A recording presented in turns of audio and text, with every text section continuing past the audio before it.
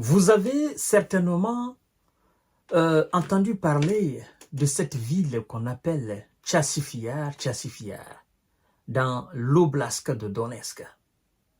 Vous avez certainement dû entendre parler, surtout par les journalistes de LCI et de BFM TV. C'est une immense ville qui comptait 12 000 habitants, ou plus d'ailleurs, avant le début de l'opération spéciale militaire. Mais que, petit à petit, la ville s'est vue vidée de ses substances, de sa substance humaine.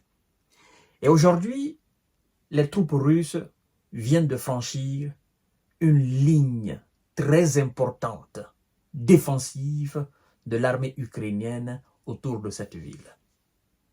Et donc, on nous annonce clairement que l'étau se resserre autour de cette ville.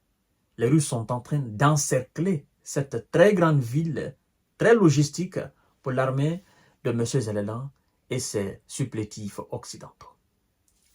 Ben, il n'y a rien en face. Il n'y a rien en face et la Russie avance. Elle avance sans même réfléchir. Elle avance tout en fermant la bouche à tous ceux qui l'avaient enterré. Je parle de l'armée russe. Et donc, c'est cette armée en lambeaux, avec des chars soviétiques, n'est-ce pas, vendue comme l'armée la plus moche, l'armée la moins entraînée, la moins équipée. C'est cette même armée qui est en train de pilonner les armées otaniennes sur le terrain en Ukraine et qui progresse petit à petit jusque là, mesdames et messieurs. Et quand elle met main sur une localité, c'est fini. Les hommes de M. Zelensky et ses supplétifs n'ont plus la capacité de reprendre cette ville. Nous sommes à Tchassifiar et à ses alentours. Si vous n'êtes pas encore abonné à ma chaîne YouTube Kanté-J Visionnaire, n'oubliez pas de vous abonner, d'activer la cloche de notification et de partager la vidéo dans tous les groupes possibles. Ici, nous abordons les questions liées à la géostratégie et la géopolitique. Voilà. L'étau se resserre autour de Tchassifiar, où une ligne très importante de défense a été franchie par les soldats russes. Ouais. C'est le patron même d'une unité qui fait cette déclaration à la télévision ukrainienne. Les soldats russes ont réussi à franchir le canal Siversky-Donetsk, ligne de défense naturelle importante à Tchassifiar. Tchassifiar, place forte de l'Est de l'Ukraine, a annoncé ce mardi 22 octobre 2024 en responsable de l'armée ukrainienne. Tchassifiar, qui comptait environ 12 000 habitants au plus d'ailleurs, avant le début de l'opération spéciale militaire russe en Ukraine, se trouve en hauteur, ce qui lui confère un surplomb stratégique sur d'autres villes importantes pour la logistique des forces ukrainiennes. C'est la même chose qu'on disait par rapport à un certain nombre de villes, mais ces villes sont tombées.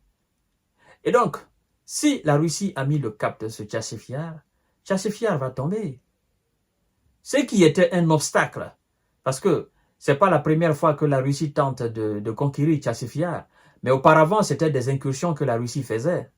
Et là, maintenant, elle vient de franchir carrément une ligne. Les troupes russes viennent de franchir carrément. Là, maintenant, ce n'est pas une incursion, c'est dans l'optique de conquérir la ville. Le patron de cette unité nous dit ceci.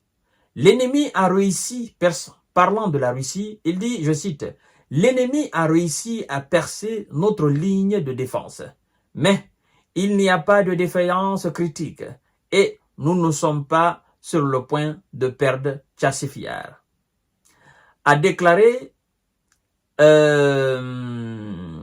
Tchassifiar, a déclaré à la télévision nationale, ok, le militaire Ivan Petrichevski, porte-parole de la 24e brigade ukrainienne.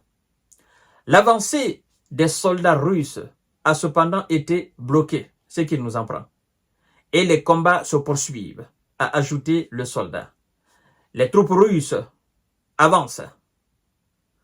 Par le passé, plusieurs fois, ils ont réussi à passer ce canal. Mais il semblait jusqu'alors s'agir d'incursions limitées. Vous comprenez?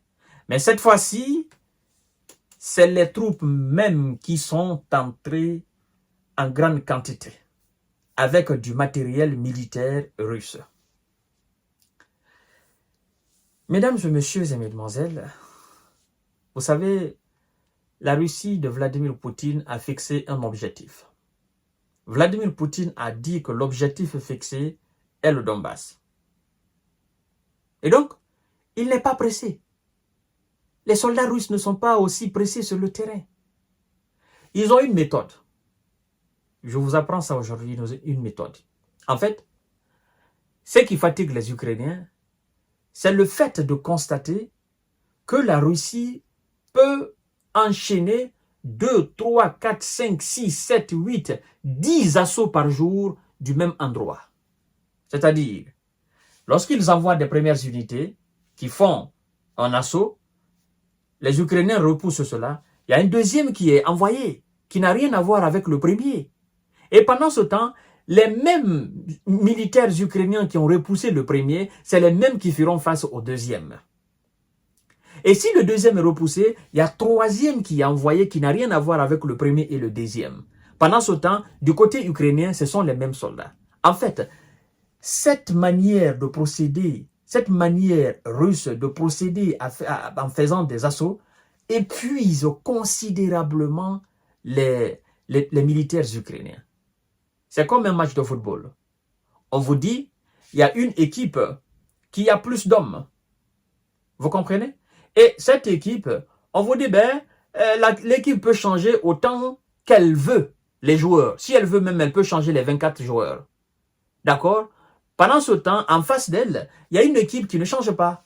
Parce qu'il n'y a pas d'hommes sur le banc, il n'y a rien. C'est une équipe qui n'a pas le choix de changer les joueurs sur le terrain ou de ne pas les changer. Les mêmes joueurs qui sont là, ce sont les mêmes joueurs qui doivent faire constamment face au changement de joueurs de l'équipe adverse.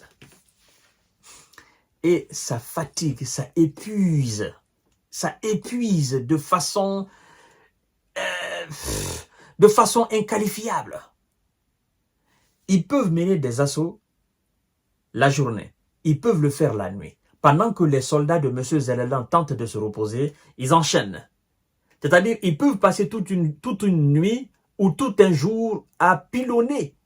Parce que quand on parle d'un jour, c'est une journée et une nuit. Donc, 24 heures sur 24, ils peuvent envoyer plusieurs groupements à la fois. Et pendant plusieurs heures.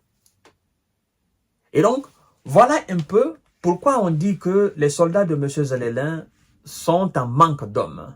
En fait, même si on envoie aujourd'hui des hommes, les troupes russes qui se présentent à eux sont 10 fois ou 20 fois plus nombreuses, n'est-ce pas, plus nombreuses que sur le terrain. Et donc, il y a cette différence. En plus de ça, le matériel que la Russie emporte sur le terrain, l'Ukraine n'a pas l'équivalent de cela. Vous comprenez? Donc, c'est pourquoi, une fois qu'une ville est ciblée par la Russie, elle met tous les moyens à la disposition de l'armée pour atteindre cet objectif. Et donc, si le cap est fixé sur la ville de Tchassifiar, qui est dorénavant encerclée, en quelque sorte, parce que ce porte-parole nous dit, ils ont franchi notre défense, notre ligne de défense. Mais nous tenons encore nos positions. Oui, nous savons, ça a été toujours dit. Par rapport à certaines villes qui sont tombées, vous tenez des positions et puis quand ça va chauffer, écoutez, on va vous dire reculez parce que cette ville n'a plus aucune importance. Reculez, sauvez le reste du matériel et le reste des hommes. Vous comprenez? Voilà. Donc, mesdames et messieurs, gardons notre langue d'abord jusqu'à ce que ce même porte-parole vienne dire le contraire de ce qu'il vient de dire là aujourd'hui. Voilà. Je vous donne rendez-vous tout à l'heure pour notre série d'informations décortiquages. Tchassifiar est sur le point de tomber.